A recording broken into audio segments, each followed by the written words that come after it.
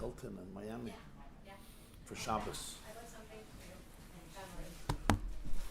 Thank you.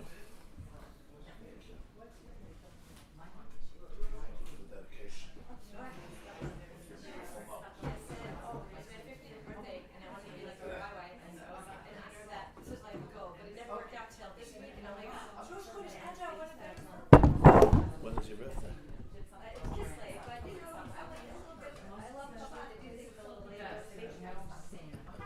Very good. So you live in Rockaway? So you drove this morning? We have no school this week, so I can never do it before, but there's no school because they're president this week, so. Okay. Beautiful.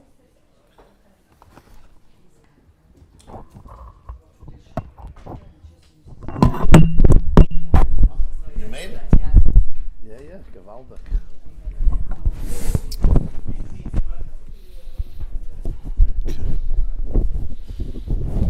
There's one source sheet on the bima. Yeah, one source sheet.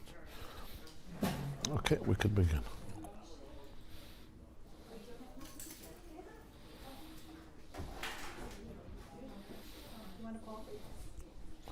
Okay. Without sugar. Yeah. One. Yeah. Thank you. Okay.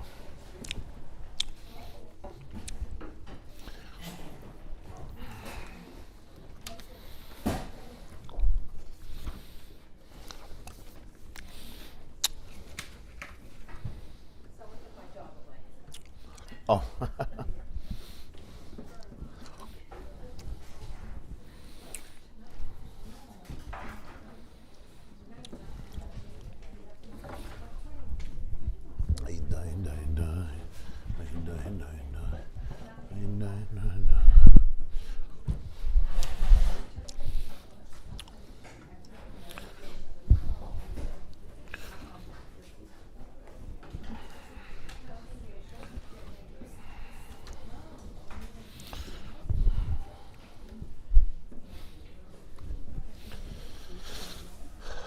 Mazel tov for the chasana. I want to wish Mrs. Feynman a big mazel tov for his son's wedding. It was beautiful to be there. She have a lot of nachas and a binyan adayad. Couple is happy. They looked very happy.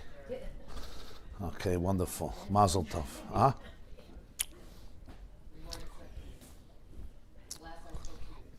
Yeah, I thought I was away, but I wasn't. Thank you. Thank you, Miss Moss.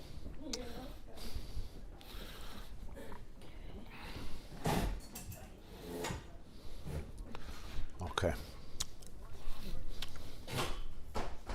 What's her first name? Brindy? Okay, I want to welcome Brindy to our class. What's the last name?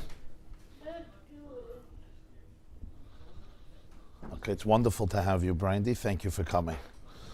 And who brought you? Somebody brought you, right? Okay. Gewaldig. And welcome, Hindi. Okay, we're graced with very great souls here in this class. And personalities. Great souls and great personalities. So thank you, everybody. And I want to thank very much Chaya Frischman for dedicating this class, together with her husband, Elio and Chaya Frischman, in gratitude and in honor of her birthday. Mazel Tov, L'arichas Yamim V'Shanim Tovos. And as she wrote in her dedication, may all the souls of humanity be healed with the coming of Mashiach very soon. Amen. And thank you very much, and thank you for coming all the way from Far Rockaway to grace us with your physical presence, not only virtual presence. Okay.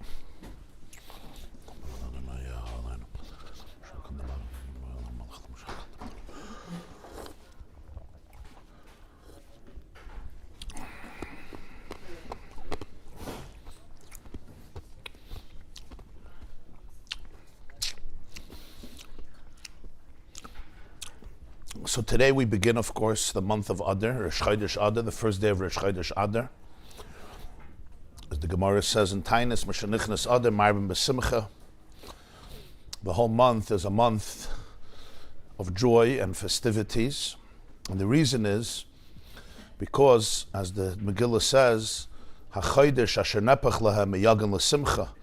The month was a month that was transformed. It wasn't just a day in the month, the 14th of Adar, the 15th of Adar, but the entire month is a month of celebration. And the reason for that is because Haman focused very much on the month.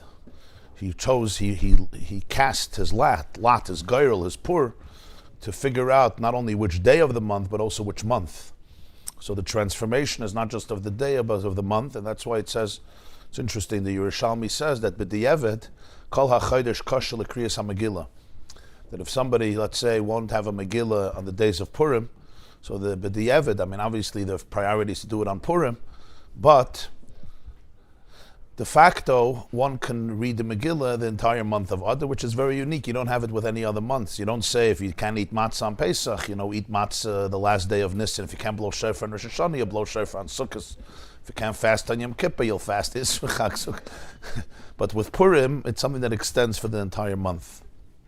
So today I want to focus on one little piece in the story of Purim in the Megillah, which is very easy to overlook and miss, because the Megillah has 10 chapters, the book of Esther has 10 chapters with many, many details and nuances, and they all create a mosaic, a tapestry of a single story, which ultimately saves the Jewish people. But sometimes there are these little details and nuances that you can easily miss, but they're somehow a critical part of the story, and that's what we're going to discuss today. It's one pasuk. It's in the second chapter of the Megillah Esther, the 11th verse, Esther Perek Beis Pasuk Yud Aleph. In your source sheets, it's the first source sheet. And by the way, we post all the source sheets on the yeshiva.net, so if anybody ever wants to review it, it's all there. It's a PDF there on the yeshiva.net. And let me just give the context. The context everybody remembers, probably, but just to review it very briefly and concisely. Achashverosh is now the Persian king. He is the monarch. He is a very powerful monarch, one of the great monarchs in the Persian Empire. As the Megillah begins, his provinces are wide and broad. He rules over 127 regions, or what we would call zip codes, or provinces. Medina, cities, states, country, different regions, I would say. And at the third year of his rulership, B'shnas Shalosh L'Malcha, in the third year of his becoming king, he decides to throw a grand party. But it's not just a party, it's not just a weekend, it's not even 2 weeks.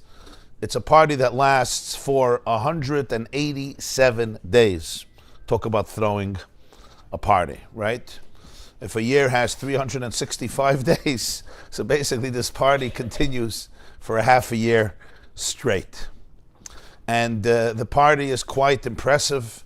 A lot of drinking, a lot of food, a lot of fun, a lot of entertainment, a lot of beauty, as the Megillah describes in detail. And we know the end of the story, though, is a strange one where he gets into a major fight with his queen, Vashti, and ultimately eliminates her, executes her. And now the king is in a depression because he's lonely, he's looking for a wife. And this is where his advisors suggest that he should send out delegations, he should send out ambassadors, emissaries, messengers, to be able to fetch and search, a whole search committee created to find the proper queen for Achashverosh. And the Megillah really dedicates a lot of space in chapter 2 to describe the process, even though it would not seem so relevant, but apparently it's relevant. Exactly how the girls were taken and found and brought, and what was the procedure, and how many months they had to prepare, and what the preparation was, the types of perfumes that were used, the type of decorations, and the system, and when the king would see them, and who was in charge on all these girls that were coming.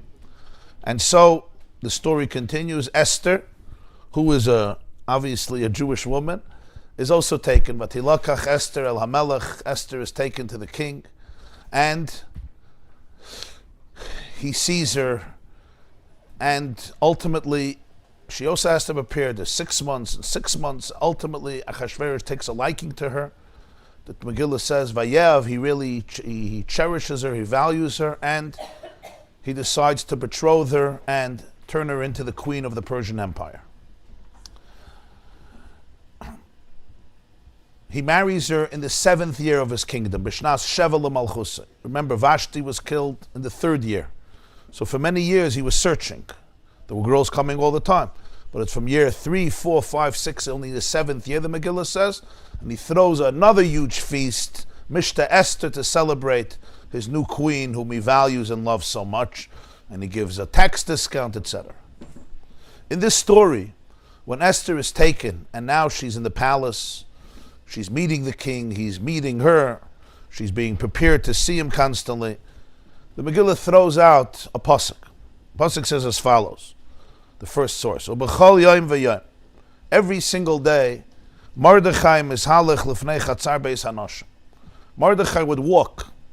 And mishalech means it wasn't just a walking once. Mishalech means he would walk back and forth. It doesn't say Mordechai halach, he went by. Mishalech, like eshalech, is rotzayin shav. You go and you go back and you go back and you go back. So every single day, Mordechai is walking back and forth in front of the chatzar, the courtyard, Beis Hanoshim, where they had the special palace or castle or mansion where the women were stayed, where they dormed, where they were given their needs. Those who would ultimately go for an interview to Achashverosh. Why did he do this? Ladas Shloim Esther. To know, to be aware of the well-being of Esther, Umaye Asaba, and what is happening with her. As we know, Mordechai was Esther's cousin, as the Megillah says. Esther was an orphan, and Mordechai raised her and took care of her, because as the Megillah said, she had no father and mother. So Mordechai took her in to his home and he raised her. So now when she was taken to the king, he couldn't stop it, but every single day he went to see what is going on, as the Megillah says, B'chol yom v'yom. Now, at first glance, one would not see this detail as anything essential to the story. It's a nice detail. Mordechai didn't just, ignore her. He raised her and he cared for her. And he went every day. But it would seem like just, okay, it's part of the story because it happened. But the truth is, when you study the Megillah well, you see that every single nuance of the Megillah is part of a mosaic. It's literally part of a puzzle. When you have a puzzle, if you take out one piece, you don't have a puzzle anymore. Something is missing in the picture. It may be a central part of the picture, but it's a part of the picture. It's a mosaic. It's like in a symphony. If you remove certain notes, you don't have the symphony. A ballad has a certain amount of notes that creates a song. Just like in a body, a healthy organism has all of its diverse limbs and organs, and together they create what we call the miracle of life. A body has tens of trillions of cells. We have a doctor. How many cells do we have in the body? You still remember from university? Somewhere between 50, 60, 70 trillion cells. But once you hit that number, I don't know the difference between 40 trillion, 50 trillion. I don't know what 50 trillion is, but it's crazy. It's astounding. And every cell has its unique functionality in the body, right? To believe that just happened randomly by mistake without a designer is a little absurd. But in any case, each one is part of the story. The same is true with history, and the same is true with the Megillah. So when you read the Megillah, you would think Achashverosh threw a party. Who cares? Why is that relevant? But you see how ultimately it will become part of a very large web.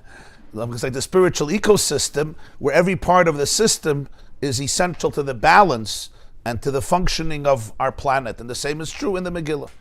So if the Megillah emphasizes this point, that Mordechai went every single day to see how she was, it's somehow essential to the story. Now, at first glance, it's not, because nothing happened as a result. It's not like one day when Mordechai was walking there, he saw something. The story happens independently of him visiting there. Yes, later he's going to get involved in the story when he's going to find out about an assassination attempt, and he's going to tell Esther about the assassination attempt of Bixen and Seresh. Later he's going to become part of the story, because when Esther hears that the Jewish people are going to be exterminated, she summons him, she sends a message to him. I'm sorry, but when Mordechai hears that the Jewish people are going to be exterminated, he sends a message to Esther, and that's when they start communicating about the plan. But this point that he went every single day seems like a fine gesture, but nothing happens as a result of it. So it would almost seem like it is not essential to the story. So it would seem. But there's a clue. And there's always clues that the Tanakh gives in order to be able to decipher the significance and meaning of things, even if it's not explicit. And that is the word b'chol yom v'yom. It doesn't say b'chol yom, it says b'chol yom v'yom. Every day and day. Now in English we don't say it. Every day and day. In Hebrew, when you want to say that it was every single day, you don't say every single day, you say b'chol yom v'yom. Day, like we would say, day in and day out. Yom yom. Baruch Hashem, yom yom. Not one day, but every single day. Does it say anywhere else in the Megillah these words, yom yom, twice? And the answer is it says once more. Now we have a rule in the Tanakh, it's known as Gzeira Shava. Gzeira Shava means that when you have expressions, words, terms that are employed in two different scenarios or two different stories or two different laws, there's a connection between them. This is unique to the text of the Tanakh. For example, if you're reading Lahavdil, I don't know, you're reading Shakespeare, right? Or you're reading Dickens, or you're reading Hemingway, or you're reading Kafka, whatever you're reading.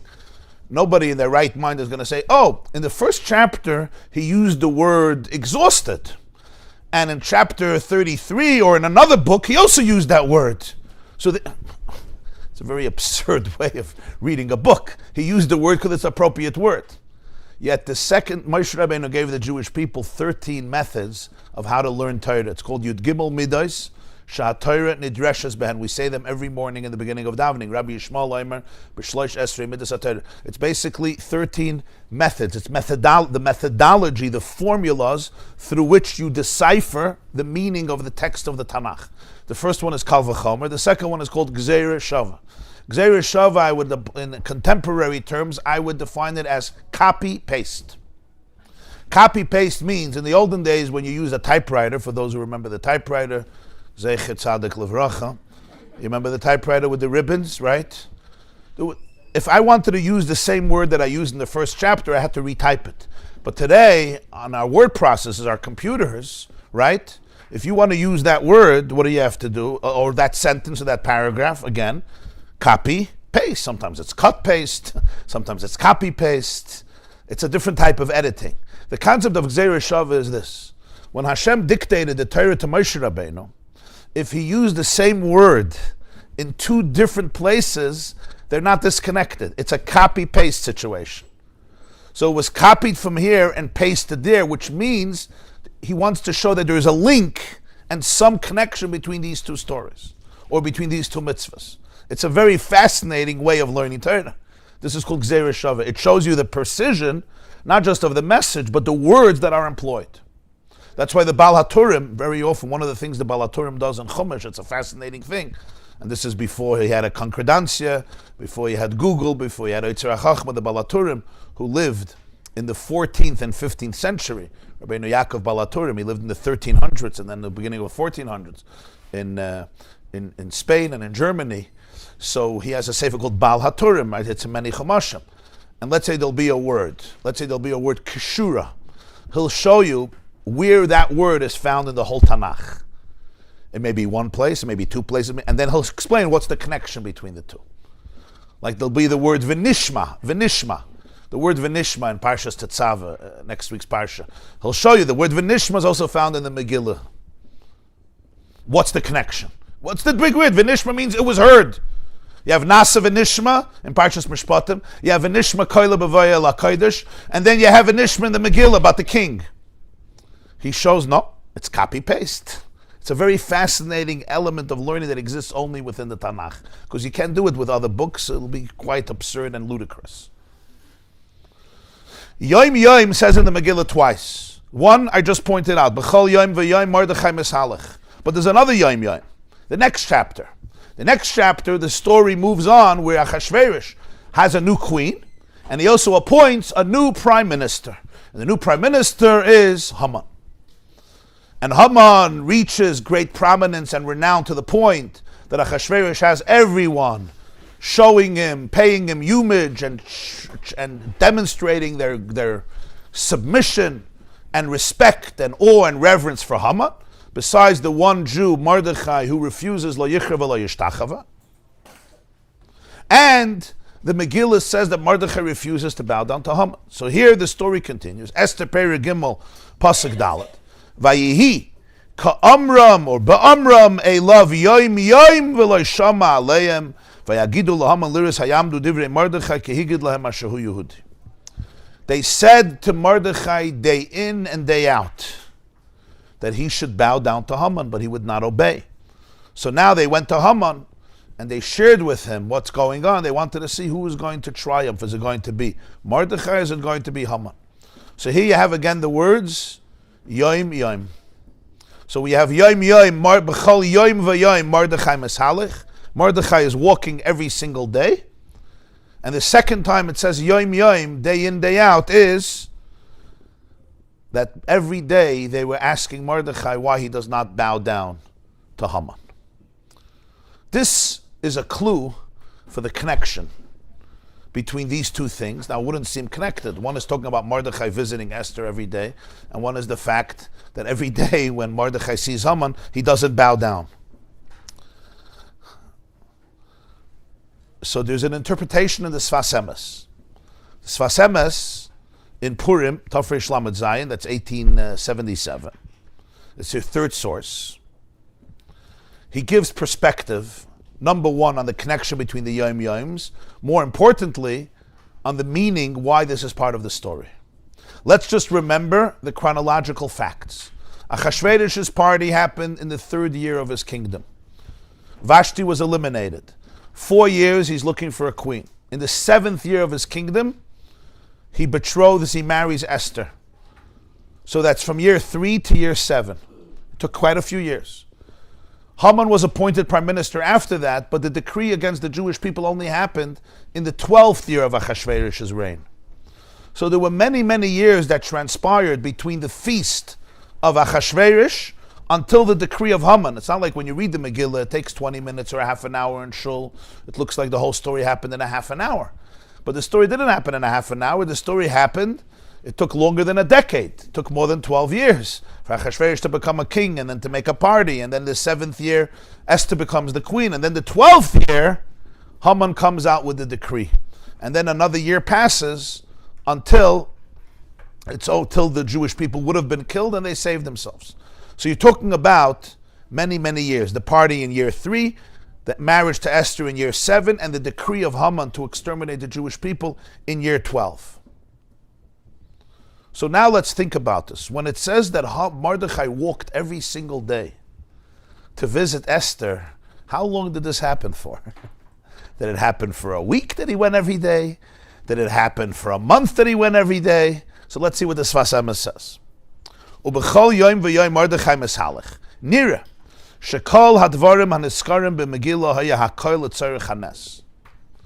Every detail that's in the Megillah is part of the story of the miracle that happens. In other words, there are no details in the Megillah that are just part of a history lesson on the Persian Empire without relevance to the story. It's interesting to discuss history, but if it's in the Megillah's Esther, it's part of the Purim story. If it's part of the Purim story, it's part of the miracle story. So there's not a detail in the Megillah that if you don't study it well, you will not find how it is essential, intrinsic, or part of the total story. It's not like, once we're talking about the palace, let me already throw in some more details. When you write a novel, writers like to give background information, discuss the color of what the weather was like that day, simply to draw you into the story, how long her hair was, and what color her hair was, and what type of eyes she had, and what type of mood she had, and how tall she was, and what type of disposition. You're familiar with this genre. In Chumash, you don't see this, very rarely. We don't know what Moshe Rabbeinu looked like. We don't know what Avraham Avinu looked like. We don't know. It would be interesting to know, but we don't know what Moshe Rabbeinu looked like. You have to think about Moshe Rabbeinu only in terms of his personality, his contributions. Sometimes the Tanakh will identify physical features only when it's part of the story. For example, Avshalom's long hair. Avshalom's long hair becomes part of the story. Ultimately, it becomes his death sentence. Yosef's handsomeness, Yosef's physical beauty is an important part of the story, why the wife of Potiphar is so drawn to him, etc. But any detail is essential somehow to the plot of the story. So the Sfas Emes says if it's part of the Megillah, it's part of the Purim story. And then here is the question. Mordechai walking every day is very nice. He got to exercise, he got to find out what happens with Esther, he took a walk every day, it's a great thing. But is it part of the story?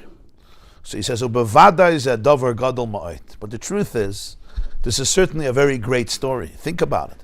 Shahaya karba v'chamisha shana me'esi lakach Esther lachashverish.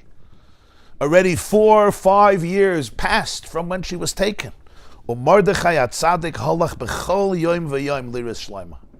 And yet Mordechai went every single day for years to see how Esther is doing. Because Mordechai, it's not that Mordechai went the first week. When she was there, he went every day. Mishalach b'chol yom v'yom, once as long as she was in the palace, Mordechai went to visit every day. Now he couldn't necessarily go in. They were located in a private place, as we would say today, quarantined, not because of corona, but because of the crown they were dealing with. Because of Achashverosh. But he wanted to be in the vicinity. When you're in the vicinity, you could sometimes take a peek. You hear, you see the atmosphere, you get to conversations with people. You know, he must have built some connections over there.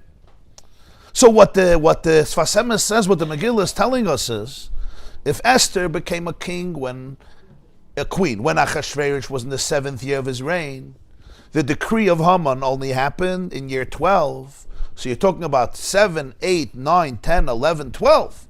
It could be anywhere, we don't know the exact dates, but it could be 4 years, 5 years, 6 years, that Mordechai goes every single day, Lifnei Chatzar Beis Hanashim, to see how Esther is doing.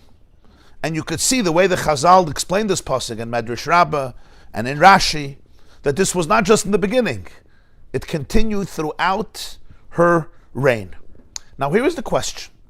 I could understand when Esther was taken to Achashverosh, there was dread, there was panic, there was anxiety, there was concern. And Mordechai, who felt so responsible for Esther, goes to look after her. That's very normal. But afterwards, she became the queen. Afterwards, she became the queen. Even later, before that, Achashverosh obviously was extremely pleased with her. Her life wasn't in danger. She was, the Megillah says, whatever she wanted, she was given. She was given special food. She was given special treatment because the king was crazy about her. So I can understand the first week, Mordechai was worried. But afterwards, it was 4 years till she became a queen. He says maybe 4 years, 5 years. Could be even afterwards he went. It seems like from the Midrashim that he went even afterwards. So every day, her life is not, the king loves her, he's crazy about her. He's soon going to choose her as a queen. That's why he says 4 or 5 years, because he's talking about from when she was taken. Again, she was taken before she was chosen as queen. And he started to search in the 3rd year. So he says it's not sure. He went 4 years or 5 years until she became a queen. And if he continued afterwards, it may have been more years. So if this is the case, the Sfas Emes says, let's think about this. That Mordechai atzadik halach b'chol yom v'yom liris shleima. Every single day he went to see her shalom. Can I just trouble somebody for a chumash, for the blue chumash? I just want to look up the pasuk. In the back over there, on the bottom, there's a blue chumash. You mind? No, the Megillah. The one on the bottom, there's a blue chumash. Okay, I'll get it. That's fine. Yeah. Atazor. Thank you so much.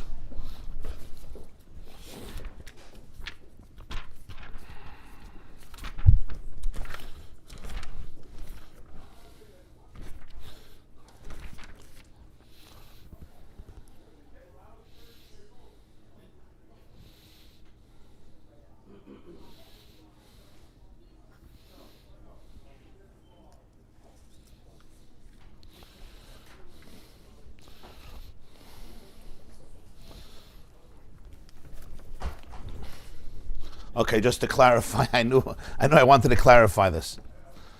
So the Megillah says clearly that Esther was taken to Achashverosh in the month of Tevis, B'shnas Sheva leMalchusai, in the 7th year of his reign. So they were searching for girls all these years from year 3.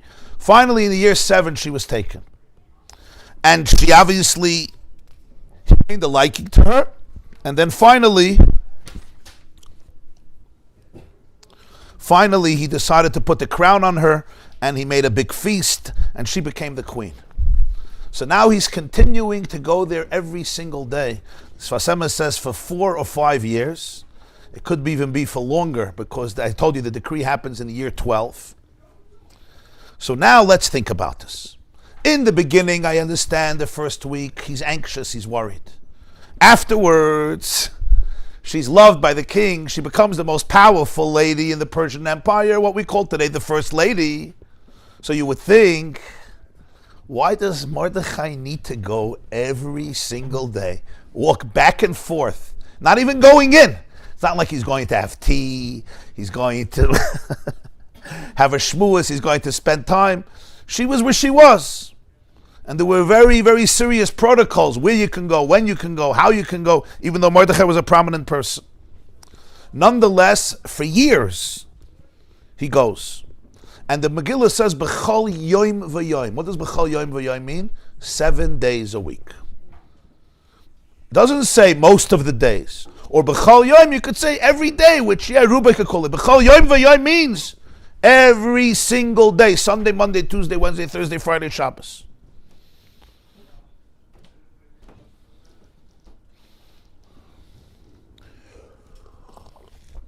Now you might say, he wanted to know how she's doing. Yeah, he cared about her. But now let's think about something else. Mordechai was the leader of the Sanhedrin.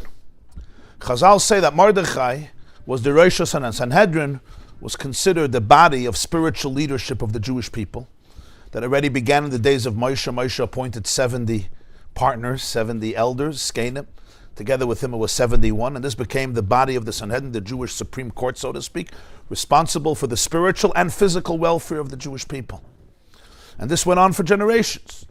Throughout the years in the desert and then in Eretz Yisrael, every generation there was a Sanhedrin, and they were literally the most important body representing all of Klal Yisrael. Every major dispute, every major debate, the most complicated situations, the halachas, etc., etc. Mordechai in his generation was the leader of the Sanhedrin, which essentially means he was the Gadol Ador, he was the leader of the spiritual leader of the generation. Chazal say clearly he was the greatest teacher of the time. Because he was the head of the Sanhedrin, they used to appoint, the head of the Sanhedrin was like Moshe Rabbeinu. He was like the represented, known as the Nasi, he was like Moshe Rabbeinu. So you understand that this is a person who was busy, who was occupied, who was busy with the concerns of his people. Esther is safe. A week passed, a month passed, 2 months passed. You could send a shliach. You call one of the bachim of the yeshiva, one of the guys who anyway has a hard time sitting a whole day at the table. Yeah, you have a few of those. Yeah, send them. You can go once a week. You can go once a month. No, Mordechai did not send a shliach. B'chol yom v'yom, Mordechai himself for 7 days. You could think a person who has the Jewish world on his shoulders. And Esther, now Baruch Hashem, is safe. Not only is she safe, she's the most powerful lady in the entire empire. Nobody's touching her. The king himself is completely in awe of her, as the Megillah says. At some point, you could send an emissary. He did not. For years, he woes every single day. Says this Sfas Emes, why? She was an orphan. Ubetzar hatfisa bebeis hanachri. And he knew the pain that Esther has of being in the home of Achashverosh, who was not only not Jewish, he was the Persian king. He was very, very far cry from what Esther imagined for her life and her trajectory. And now she's stuck over there, even though she's given all this honor, but this is not something that she chose. Mordechai felt this. And he knew that he needs to show up every day to give Esther a message. I'm here. I'm thinking about you. If I could get a glimpse of you, I'll get a glimpse of you. I want to see what's happening. I want to know what you're doing, what's going on. And he says, Ubeschus zeh zachel hanes. And because of this, the whole miracle happened. Because of this. So this verse in the chapter 2 of Esther is not an incidental verse. By the way, Mordechai used to go there every day. The Sfas Emes says this verse is a key to the story. Why did Mordechai have the privilege to become a conduit for such a stupendous miracle to save the entire Jewish people? It's because for 7 days a week, for 4 years or 5 years or 6 years, from when Esther was taken to Achashverosh, all the way until he was appointed the prime minister of Persia instead of Haman, which was later, after the Purim story happened, and Mordechai was already brought into the palace. But for 4 or 5 or 6 years, depends how you calculate the years, Mordechai himself went every single day. Not necessarily even to help. What can he help? She's the queen of the Persian Empire. What is he going to do? He's going to bring her kugel. He's going to bring her cholent. He's going to cook kasha for her. What is he going to do for her? Whatever she needed, she got in the palace. Simply, as the pasuk says, Loda, says Shloim Esther. To show up. Show up to know what's happening with Esther. To know what is going on with her. And the Sfas Emes says this. This was the privilege that caused the entire miracle, because Mordechai did this. So this little pasuk, which doesn't seem significant in the whole story because it's not part of the plot, he says this is the story. Because Mordechai had this type of commitment and generosity of spirit and courage and love and sensitivity and empathy, even though every excuse in the world could have prevented him from doing it. But he didn't stop, and he didn't even send an emissary. This is why he could become a conduit for such a miracle. Now, when we think about these words of the Sfas Emes, how he explains the Megillah, it obviously has a very, very profound and relevant message, because sometimes you may know of a person, maybe your own child, maybe somebody else's child, maybe a friend, may even be yourself. Here's Esther, a wonderful young woman, and she's trapped. On many levels, she has a very good life that other people would be jealous of, but from her own perspective, she's trapped in the house of Achashverosh. So sometimes a person thinks, what's the benefit of showing up for this person day in and day out? I'm not changing anything. They are where they are who they are. Fine, give a call once a month. You want to come visit, come once a year, come once in 6 months. You have to understand the circumstance. It's not like you have nothing else to do. Nothing else to do with your life, okay, so you do this. As I told you, Mordechai was the busiest person of the generation. And many people would have been honored to be his shluchim, to be his emissary, shluchim kamaisi, to do it. So sometimes a person thinks, a child has a challenge, maybe trapped in the house of Achashverosh, whatever that looks like, physically, emotionally, psychologically, spiritually, trapped in certain challenges, trapped in a depression, trapped in addiction, trapped in anxiety, trapped in various broken components internally or externally where a person may be. And this was not Mordechai's biological child. Mordechai took responsibility for it. So a person could sometimes think, what's the benefit of showing up for one person who's in a particular situation, a difficult situation? It's not like I can go and take them out day in and day out, 7 days a week, and you also need some time to breathe. 7 days a week he goes. And yet, this pasuk, the Megillah says, in many ways is the core of the whole story. This is what Mordechai was. He was the person who said, I'm going to show up every single day. There was the Chidushei Harim, who was the Zayd of the Sfas Emes, the first guy Rabbi Meir. So he once said, nobody ever won an argument over me. He says, one man once, what happened? He says, a Yid came over to him and he said, I need to speak to you. So he says, I really don't have time. If it's a fast thing, fine. He said, no, I need ich darf reden mit euch. So the Chidushei Harim was one of the biggest Rebbes in Poland, and he had a lot of students. He had a lot on his plate, a lot on his head. So he said, now is not a good time. So the Yid looks at him and he says, Ich hab Zeit, 20 Jahre handeln mit mein kranke Tochter. Und hat nicht keine Zeit für mich, a paar Minuten. 20 years I found time to take care. He had a daughter who was very sick, this man. 20 years I'm taking care of her. And you can't have a few minutes for me. Chidush Harim says, this Jew, so to speak, defeated him. Because he was telling him something very profound. You know, we have all seen situations, some of you know this firsthand, and maybe even more than firsthand, so to speak. You have mothers or you have fathers who show up for their children, who are in difficult situations day in and day out, and they don't always know what's going to be. And it's very easy to get derailed, to get discouraged, to say, you know, every day I'm going to show up with food, every day I'm going to show up with a love, every day I'm going to show up with a telephone call, every day I'm going to show up with a card, every day I'm going to be in good spirits. It's already going on for years and years. Let it go. Because you don't always see the results, you don't always see the consequences. And it becomes very, very frustrated. Sometimes there are children, teenagers, or different ages that are struggling. And a person says, you know, fine, I'll take you out, we'll go on a vacation for a few days, let's fix the problem, and that's it. But sometimes you're dealing with things that are very, very deep. You're dealing with traumas that are profound, you're dealing with pain that is profound. Mordechai teaches the consistency that every day he showed up and he told Esther, you're not alone. Not only did it change everything for Esther, but the whole story happened because of that. Because of that, he could be a conduit to save the whole world. So people, they often get discouraged. I just want to see the results, and let's move on with life, and come on, get out of your room, snap out of this mishagas, become a normal person, be productive. I'm up 5 a.m, you should be up 5 a.m. Okay, we'll hike in Kakiat Park, 6:30 you could be already making breakfast.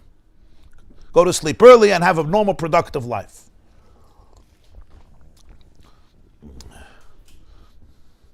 And yes, everybody wishes that, and ourselves and on others. What Mordechai teaches is a specific paradigm, and that is, he didn't know what's going to happen. How is he going to know what's going to happen? She was taken. He didn't know. This is before, remember, this is before there was any Purim drama. We're reading it in the Megillah. We already know, you know. It's going to end up with Hamantashen and a big party. But when he's walking every day to the palace, what is he walking towards? Nothing. A girl that's by the king, and he shows up. There's no drama here. There's no fanfare. Nobody's honoring him. Nobody's patting him on his back. Nobody's rewarding him. There's no convention to celebrate him, to give him a plaque. Wow, you're such a nice guy. He just knows what Esther needs more than anything else is attachment. She needs to know that somebody's thinking about her, even if he can't go in. Obviously, if he did it for 5 years, I'm sure she figured it out. Sometimes you reach out to a child, to a student, to a friend, they're not capable of receiving the love. I'm not in the mood. I'm not interested in you. It's very easy to get turned off. You know what? You're not in the mood, I'm also not in the mood. I'm much less in the mood. Trust me, Shefala. What happens is we get lured in to the brokenness instead of remaining in a position of firm leadership, responsibility, and love. It's a very normal thing. But you see here from Mordechai, sometimes spiritually, emotionally, a person is not even capable of receiving anything. So they come into the kitchen, and all you want to do is give them a mishaberach, and not a nice mishaberach. You want for me to be able to cultivate my highest angels and smile and welcome the person when the response may be something far, far less than I would love. Last time I bought something, it was rejected and thrown in my face. How much can a person deal with this? So some people shut down very fast, and it's a normal response. What Mordechai taught here is what real attachment looks like, what real leadership looks like. Not that it's not painful. It may be very painful. But the person who understands what brokenness is, Mordechai said what she needs more than anything else is to know somebody cares. Because one day, that's going to be internalized. Now in Esther's case, obviously she was not emotionally estranged from Mordechai. She cherished Mordechai. And the Gemara, there's even an opinion that they were married to each other, and that marriage had to experience the rupture because she was taken to Achashverosh. There's nothing Mordechai can do about it. But the lesson from this is in all cases where somebody's trapped, even in a big castle and a big palace, and it may be very tempting and luring, Mordechai doesn't even send emissaries. Sepastem, the head of the Sanhedrin, to go every single day for one girl who's trapped, not send anybody else. Shabbos and Sunday and Tuesday and Yom Tif in the middle of the days. I would say even Purim, but this was before Purim. But because of this, there was Purim. But even on Purim, what would become Purim? Mordechai found time. Why? So that Esther knows somebody cares.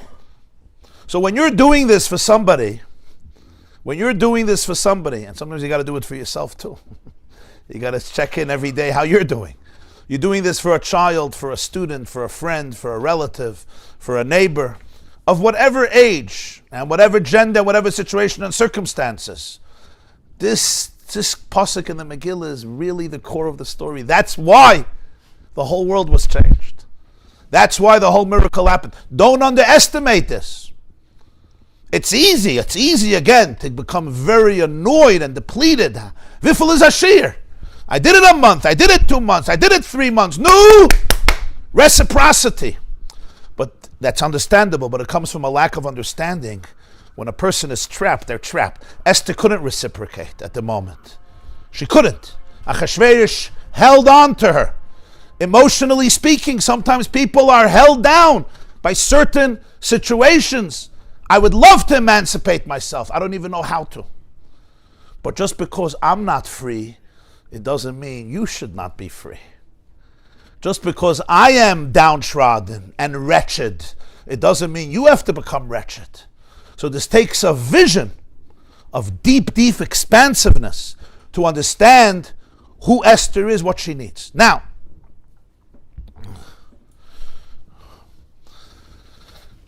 the Yom now becomes clear. Mordechai b'chol yom v'yom Mordechai Mesaudas Vasamis continues. Uksiv gamkein ba'amram may love yom. Where's the second yom? They told Mordechai every day, why are you driving Haman crazy? Shal yidei sheb'chol yom v'yom mishalech zachal azel anatzeach es Haman arasha ulach isoi b'chol yom v'yom. Because every day he went to the palace, b'chol yom v'yom, he didn't miss a day. He was zoicha that he got Haman angry every single day, which was the beginning of Haman's defeat. By Mordechai not bowing down to Haman, that is what triggered Haman's animosity. That's why he wanted to destroy the Jewish people, and that's what brought out his evil, and that's why he was defeated. Why was Mordechai zoicha every day to make Haman meshuga? In other words, to defeat the evil of Haman, because he went every day to the palace. So the two b'chol yom v'yoms are not random. Copy paste. This is the Gzeira Shava. Because b'chol yom v'yom he went to the palace, so something else happened in a different realm, in a different neighborhood, in a different hour. But also b'chol yom v'yom. What else happened? Mordechai had something going on every single day. He went to visit every day Esther, and every single day Haman was made to feel a little smaller because of Mordechai, to the point that this grand anti-Semite was ultimately defeated. Why was he zoicha for this? What does it mean? Every day they told us to him? Yeah, because every day Haman plots. Every day Haman's ego was deflated more and more. So every day they were telling Mordechai, no, maybe today you can appease Haman.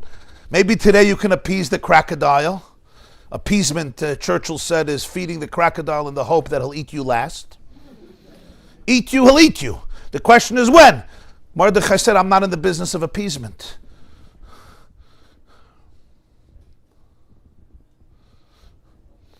So why did he manage to do this yom, to be able to defeat Haman? From something of a completely different story.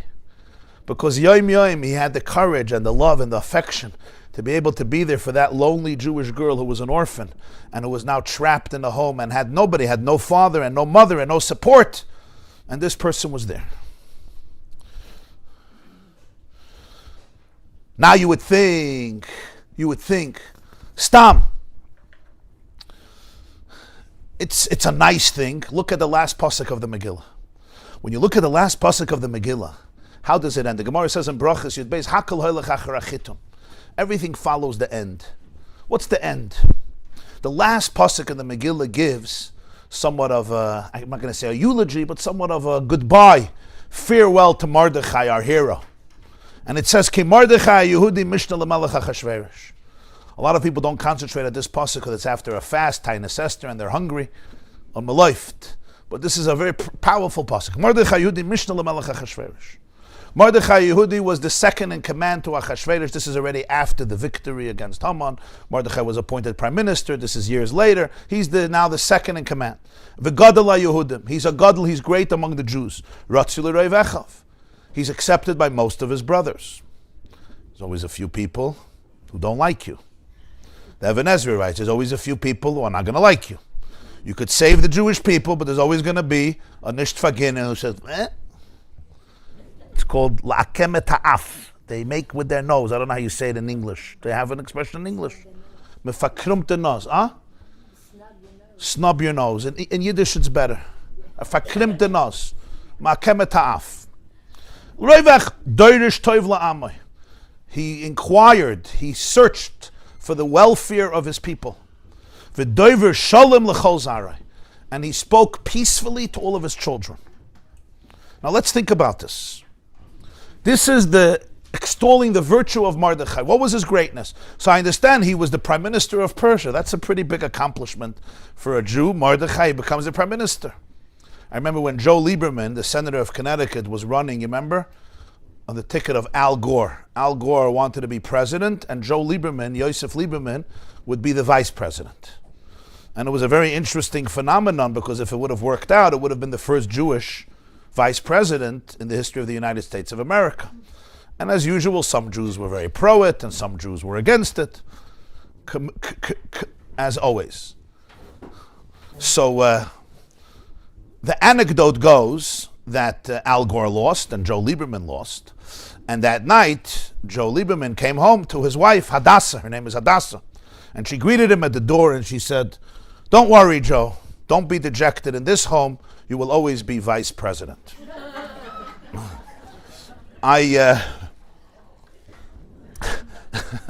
I was once in Miami.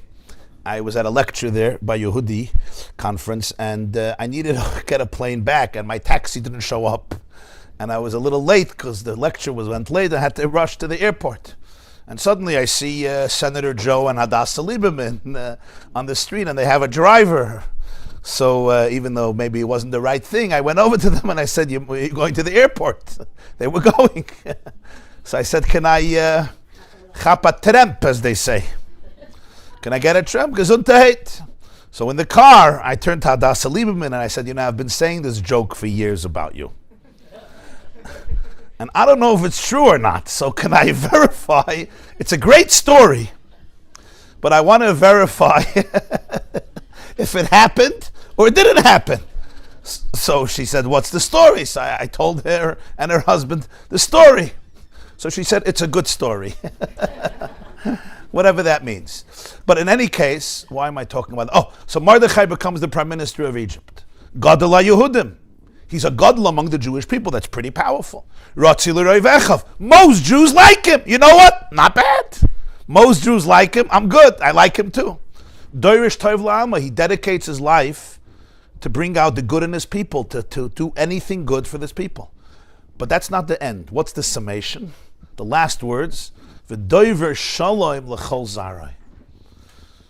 He could speak peacefully. Shalom means peacefully, and shalom is the word shlemos, wholesomeness, to all of his children.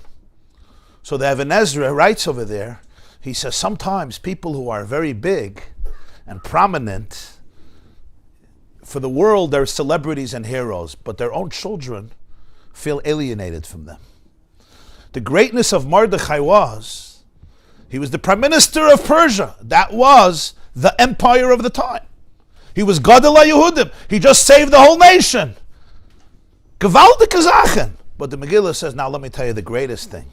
The greatest thing was that all of his children, all of his descendants felt close to him. They felt a peacefulness in his presence. They felt accepted and embraced by him. They were at peace when they saw him. He was at peace when he saw them. And it says, L'chol zarei, all of his children. Sometimes you have children who give you what we call easy nachas. They come into the room and mommy is glowing, tati is glowing. Valedictorian! Like Pasuk Puma Megirsa, the report cards are glowing.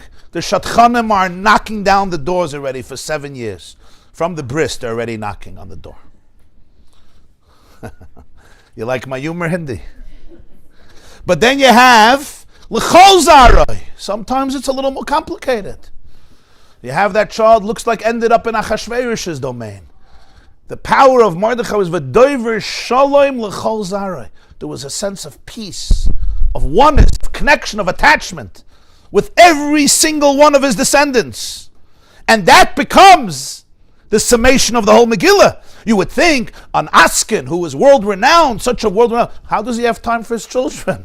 He's not parochial. He's not even local. He's in the palace. He has to run the country. He has to make sure another Haman doesn't come to the scene. Comes the Megillah and says, I'll tell you all the great things about Mordechai. Now I'll tell you the greatest thing about Mordechai. He didn't forget his children. Dover Shalom L'chol Zarai. All of them. Comes the Medrash and puts these two things together. If you see, second to the last source, Esther Rabbah Vavches. This is Medrash Rabbah and Esther.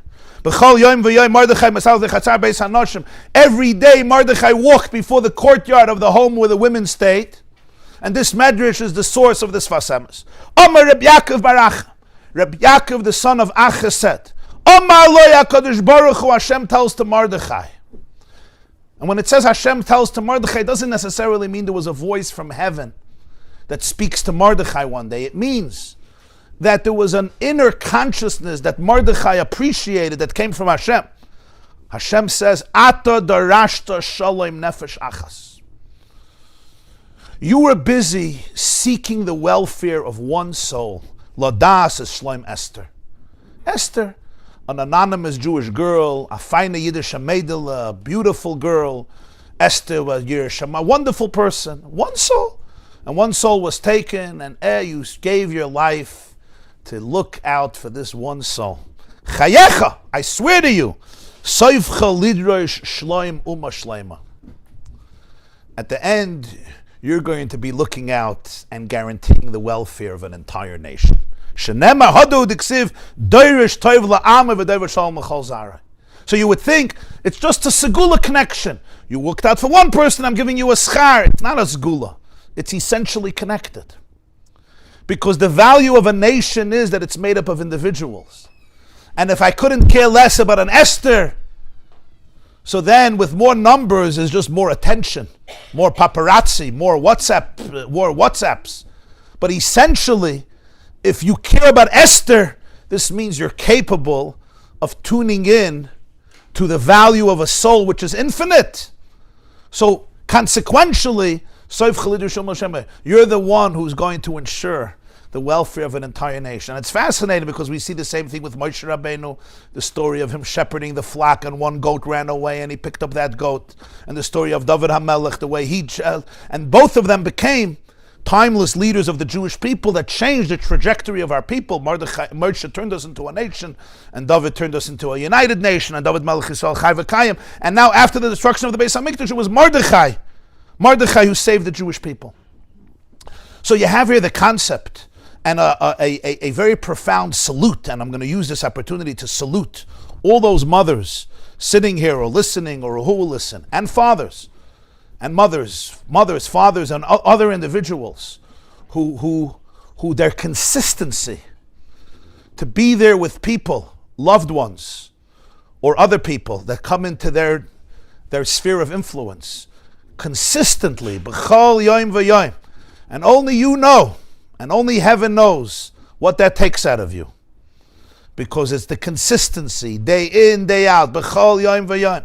And it's not like I'm showing up and somebody is giving me medals, and it's not like I'm showing up and I'm seeing tremendous success, and it's not like I'm showing up and I'm changing the world and I'm saving the situation. I'm showing up with a smile. I'm showing up with a roll of sushi. I'm showing up with iced coffee. I'm showing up with a milkshake. I'm showing up with a piece of cheesecake. I'm showing off with some unhealthy Lakshan and cheese or lasagna.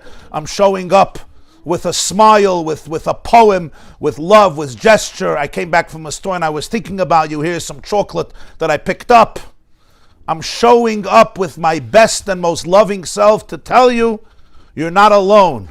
And our relationship is unconditional, and I believe in you even at moments when you don't believe in yourself. And the people who do this and do this day in, day out know very well what it takes out of them, because it's not rewarded immediately. And not even in the same year always, and sometimes not even in the same 5 years, and sometimes not even in the same decade, although we always want to try to hasten things up, but as some things are out of our control.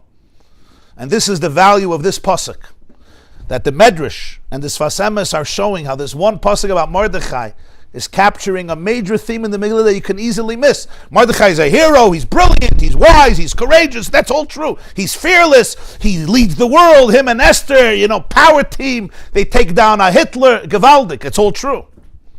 But there's that one little detail of who Mordechai really was. Mordechai was a person who walked every day. And remember, he didn't have a car. He didn't have a chauffeur. I don't know if he went on a donkey or he went on a camel, he went on a horse. Mishalach means he walked every single day. Why? Not to savor, he couldn't. To show up. I'm here. And you're in the kitchen. And you may have a daughter struggling, or a son struggling, or a nephew, or a niece, or a student, or a friend. And they come in, and the dress is not perfect. And they're coming from many, many hours of sleep. And a part of you, or a part of me, you want to implode or explode.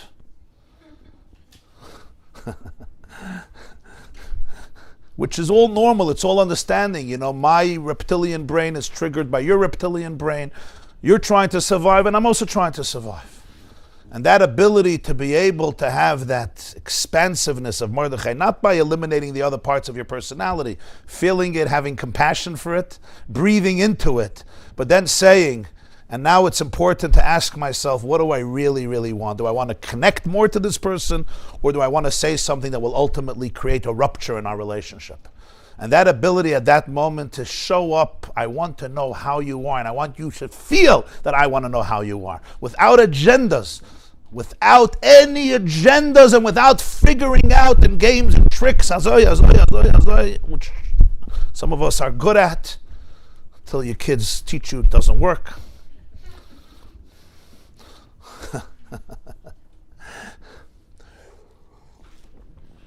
It could be undervalued and underestimated. This pasuk gives us the koyach and says Mordechai did it, and because of that, he could defeat Haman. Because of that, God said, you did it to this person, you're the right person to do it to an entire nation. It's in those lonely visits, because I promise you, when he did this 5 years straight, he didn't know there's going to be a shiur about this in the year 2023. He didn't know. He didn't know anything. How would he know? Esther was trapped. It was a tragic story. He had a girl, or even a wife, and she was taken. How are you supposed to feel? He went. He showed up. He didn't know what's going to happen. But because of that, look, God knew what's going to happen. It got recorded in the Megillah. And the Megillah says, Hashem says, you're the one who's going to be able to save a whole nation. V'dover shalom l'chol zeh. When you save a whole nation, your children are going to be at peace with you. We've all seen it in history, and we see it today. Sometimes people who are famous and big, it's very nice for the world, but their children suffer. Their children don't feel that connection. And sometimes people, especially in the name of their own insecurities, they ride on the status of the respect you get from everybody else, and it compensates for the lack of a relationship with family, and it destroys people in a very deep way. That was the greatest compliment of Mordechai. He became the greatest Jew with Dover Shalom L'chol Zarei. Every one of his children said, they felt that closeness, they felt that peace. How did he manage to do it? Because he didn't start off as Mordechai, the Gadol HaYehudim. He started off going every day to the palace to think about Esther. And here the Medrash gives us one final detail, which really completes the picture. If you look in the last source, it says Esther Rabbi Vav, 6th chapter of Medrash Rabbah and Esther. And Rashi also quotes it. Says the Medrash, there was something else going on. Omar Mordechai said, how is it possible that this tzaddikus, he knew Esther, He raised this girl. She was an orphan. She was in his house. How is it possible that this tzaddikus should get married to an Arel? An Arel literally means somebody uncircumcised. But essentially it's a metaphor for how is Esther supposed to end up with Achashverosh? There's something bizarre here. Like, this is God's humor? Ella, she'asid davar gadol sheyera al Yisrael v'asidim li'notzel al yadah. Mordechai had not knowledge, but what you call premonition. What is it called? Intuition, intuitive. In German, there's a word that's called Spitzenfingergefühl. You know what Spitzenfingergefühl means? A sixth sense. It's a feeling at the edge, the edge of your nail. Spitzenfinger. He had an intuition, a sixth sense. Esther was a tzaddikus. How in the world, from all the women, Achashverosh had to like her? Instead of building a Jewish family like she wanted, this is where she ends up in? Mordechai knew there's a story beyond him. There's a different story that he can't figure out. Doesn't have to wrap his brain around it. Something big is going to happen, and Esther's position is going to prove to be the key factor. So Mordechai walking there every day, he couldn't predict it. He couldn't orchestrate it. He couldn't imagine it. He's supposed to know what Haman the Meshuggah anti-Semite is going to do. You think Jews in 1931 could imagine what Hitler is going to do? Who can imagine? You know, hindsight is 20/20. Foresight is sometimes 0/0. I just made that up, but it's true. It's good, yeah? Ezel chachem harayis hanoilad. V'reisas achoyra yofanai lo yiro. You know, you could see life from the back, not from the front. From the back, you could look at it. So Mordechai couldn't predict. But every day he went there to visit, to see what's happening. He was present. He knew, I don't know the whole story. But there's sometimes a story completely beyond you. What do? You don't have to guess. You don't have to understand. Show up. Be there. Be there. We don't know why it happened. We don't know why Esther was taken. It was a tragedy. We don't know how it's going to work out.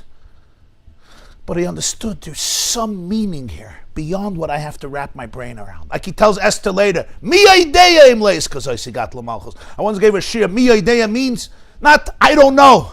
Who knows? Some things are beyond das. That's why we celebrate Purim by Ada lo yada. You don't have to know. If you want to figure out everything about your life, everything about your child's life, everything about your marriage, everything about your past, trust me, you use das. It's sometimes a very poor instrument through which to figure these great things out. But what did Mordechai do? He didn't run away. He didn't retreat. He said, so let me be present and patient and consistent and loving. And indeed, his presence there allowed him ultimately to hear what Bixen and Seresh had in plot to assassinate Achashverosh. Ultimately, at the right moment, Esther could send him a message because he was hanging out there. And he could start the process. Mordechai could send Esther a message and she could send him back a message. I want to share a story with you. I want to conclude the class with this story.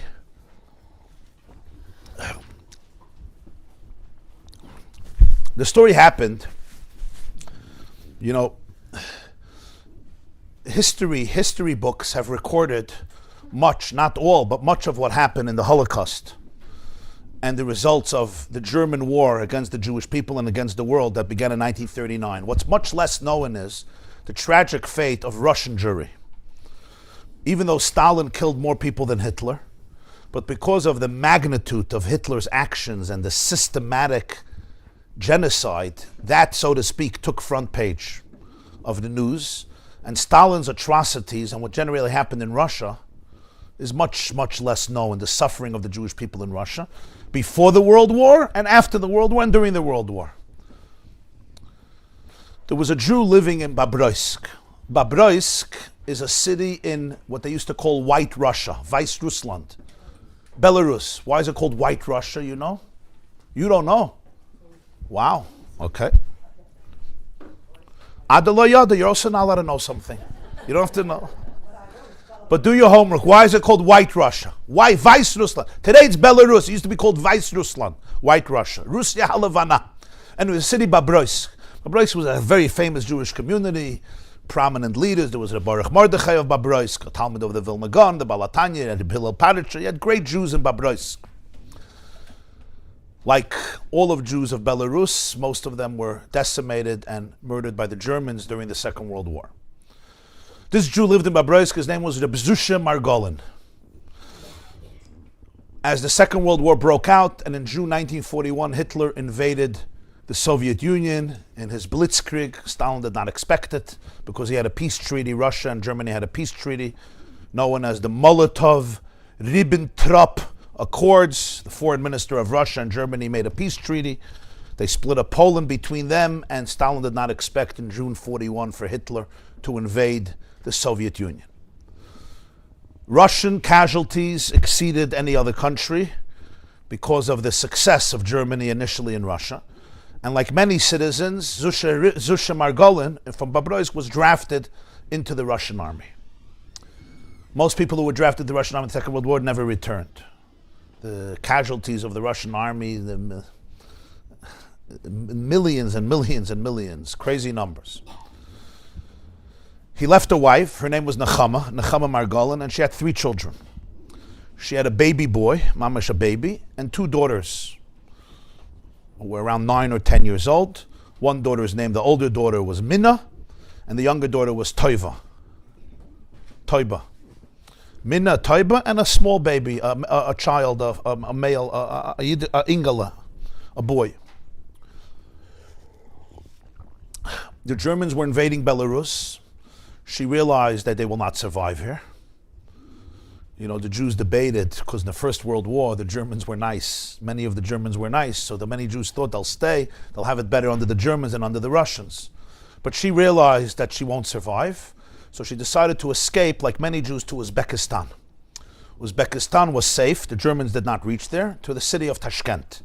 Tashkent had a larger Jewish community, was more concentrated, but it was a long journey. So she took her 3 children. Her husband was drafted to the army. She didn't know where he was. Minna, Tova, and the baby boy. And they started the journey to Uzbekistan. The hunger at that time in Russia was devastating. People were dying from hunger day in and day out, yom yom.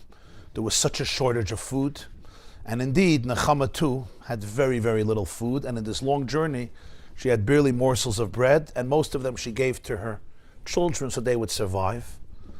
Until one night, she couldn't bear the hunger anymore, and she went into a faint and she died from starvation. This was on the way to Tashkent, on the way to Uzbekistan. So they had 2 little girls with a little baby boy to fend for themselves. The oldest, Minna, I think, was 10 years old, another girl, Tova, and a baby boy. And after a few weeks, the baby boy didn't survive either. He also died. So these 2 girls buried their mother, and then they buried their brother. And, you know, talk about being alone in the world. And this is all in 1941, 42.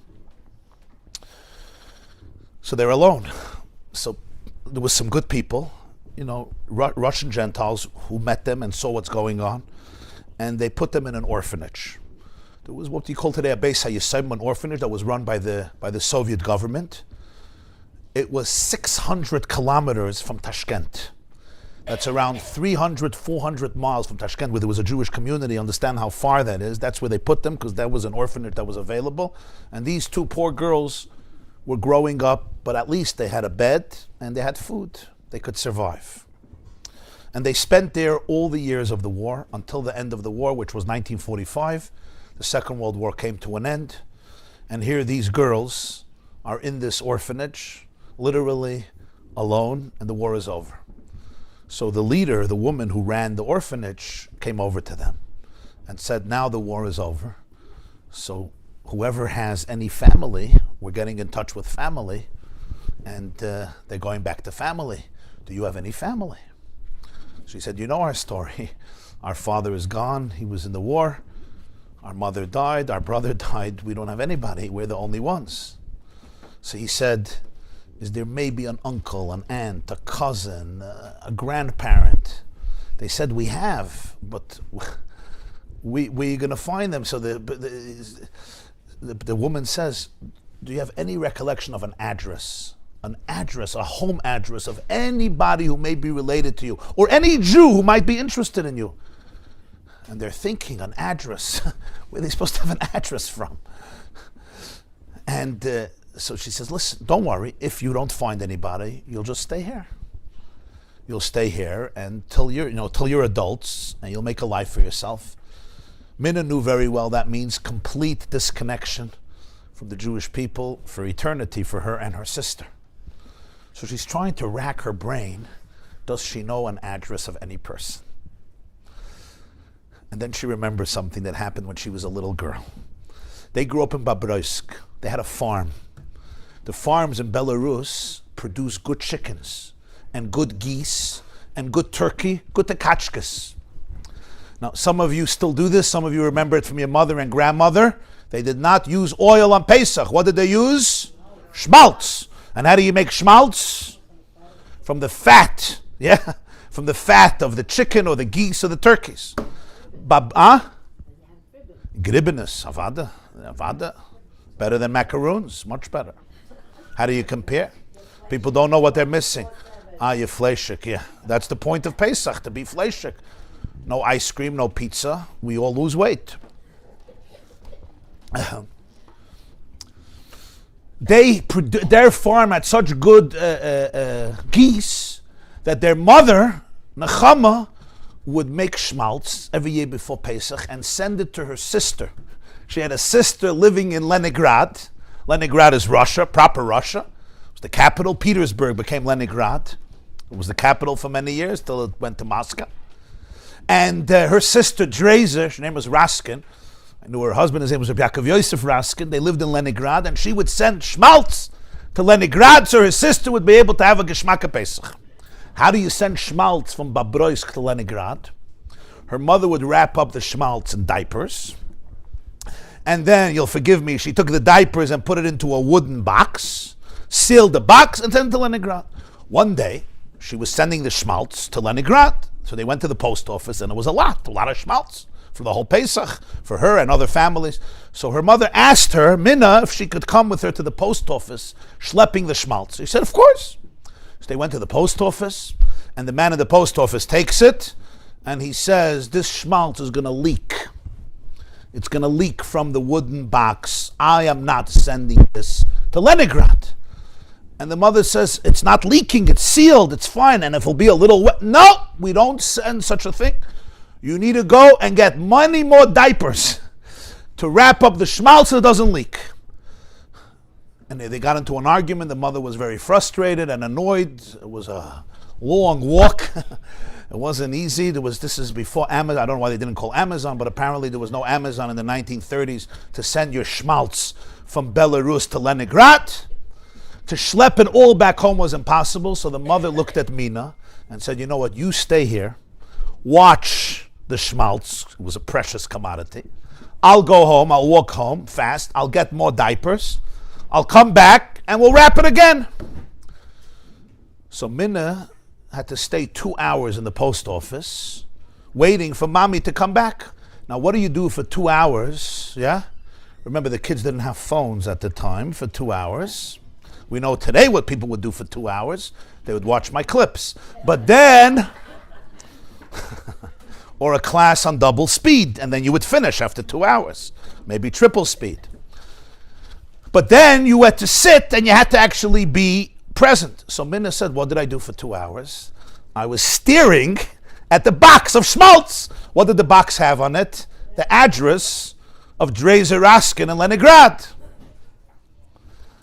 For 2 hours, all she was staring was an address. And she said, I remember the address. And she told the woman running the orphanage the address. So she sent a letter to this address to her aunt, her mother's sister, Drezer, Nechama's sister, and saying, you have 2 nieces. They don't have anybody. Maybe you want to pick them up and raise them. But the Raskins already moved to another city, to another house. They weren't living there anymore. So when the letter came, it took a long time for it to come. When it came, there was nobody to receive it.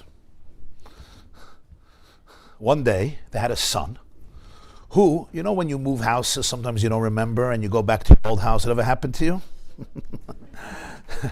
I remember when I moved in Muncie from one house to another house, for a few weeks I was going to the old house, and then I walked in on somebody else's family. So I learned my lesson. But I almost walked in. But yeah, like Hadassah Lieberman. A son of the Raskins in Leningrad, he forgot one day that they moved, so he went off on the train station near his old house. So he's walking by his old house and he realizes it's not, but then he says, you know what? Let me check in the mailbox. Maybe there's mail. They moved 3 months earlier.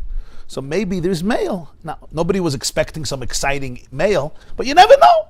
So he goes, he takes out the mail, and he sees a letter addressed to the Raskins in Leningrad from an orphanage 600 kilometers from Tashkent, somewhere deep in Russia. You know, Russia never ends, right? Russia is a continent that ends, and that's why nobody could defeat Russia. It's impossible. Napoleon, Hitler, they always have where to withdraw to. He brings home this letter, and he shows it to his parents, Dreza and Rabbi Yaakov Yosef Raskin. They say, that's it, we're going. And he was sent to the orphanage, and he picked up these 2 girls, and they were reunited with their uncle and aunt. And later they escaped Russia, and they moved with them to Kfar Chabad. This was a Chabad family. And Tova married a fellow by the name of Altois, and Minna married a fellow by the name of Rifkin. And they both built beautiful, beautiful families in Israel. I know some of the children who they were reunited with their uncle and aunt after the war. When I heard the story the first time, I thought to myself, so many aspects of life, it's impossible to know the story. Hindsight, 20/20. Foresight, 0/0. Sometimes 1/1. When she was steering there 2 hours in a post office, right? What would you do for those 2 hours? You'd be upset at Russia, be upset at the post office, be upset at the system. For good reason. It's annoying, it's frustrating. Nobody knows. It was those 2 hours that literally changed his family, despite the unfathomable tragedies which we also don't understand. You say, why does it have to happen this way? I don't know. Why they have to lose their I don't know. Ada la yada. This is what Mordechai understood so well. Mordechai, that's what the Medrash is saying. When he went there every day, he didn't know why Esther married this person. He didn't know what we know. We know why Esther ended up in Achashverosh's house. We know she saved the Jewish people. What he did know is, I don't have to know everything in order to show up. Have a beautiful week and a wonderful week and a lot of atzlacha. I have an announcement. Next week I'm in London. So there's no class. If you want to come to London, you come to London. The week afterwards is Purim, Tuesday, okay? So we're taking now a little break for 2 weeks. The week after, my nephew is getting married in New Orleans. So we're taking a 3-week break. Okay? You'll go to the previous classes from previous years, and you'll have 20 classes. You were there. The classes you were there. You're going to just remember. Okay, White Russia, either because it's white as free, or of the cards. Hello, Dr. Google is great. Dr. Google. I don't know. I suspect the snow, maybe. No. This is No? what they said, that when the Christians took over everything, the only place that they didn't take over is what became Belarus. So as white meant they were freedom, no war there, so they were white. Or the Khans, by the Mongolians, the Khans also wore white things. And that's amazing. according Wow. to Dr. Google. Wow. Where's the Okay. question? I said, I don't know. That's what I did. I checked it out. Okay.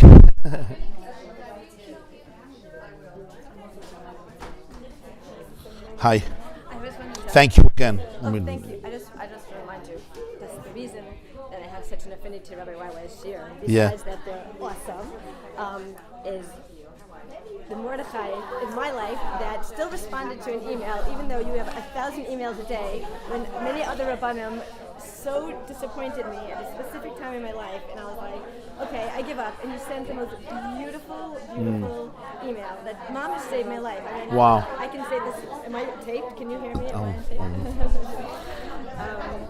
Wow. Thank you so This much. month I'm 18 months sober. I just want to tell you, you're inspiring me because I get a lot of emails. I know. and I'm behind.